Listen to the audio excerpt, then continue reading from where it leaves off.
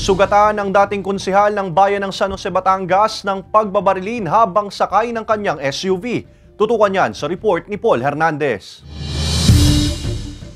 Sa gitna ng abalang highway, sakop ng Barangay Kalansayan sa San Jose, Batangas, pinagbabaril ang SUV na ito pasado alas 7 ng umaga kanina. Lula ng sasakyan si Bong Apretado, 56 na taong gulang na dating municipal councilor ng San Jose. Sugatan ang biktima na nagtamo ng tama ng bala sa iba't ibang bahagi ng katawan. Kaagad siyang dinala sa paggamutan. From his residence, papunta siya ng munisipyo to attend yung flag raising ceremony. Although hindi na siya councilor, but umattend pa rin siya nun sa flag raising. Kasama yung mga empleyado ho doon.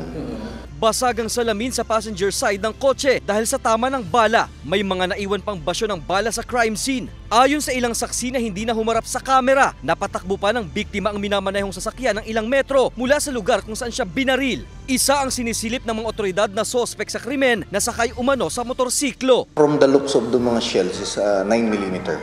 Maliit compared sa ano. At ang na-recover namin ng shells is 8. Ayon sa information po namin, nasa stable condition naman daw po. Hindi pa malinaw ang motibo sa pamamaril. Sinisikap ang makuhanan ng panig ng GMA Regional TV Balitang Southern Tagalog ang biktima. Nagpapatuloy pang investigasyon ng mga otoridad para matukoy ang nasa likod ng krimen. Kasama si Kel Ravaca, Paul Hernandez, Balitang Southern Tagalog.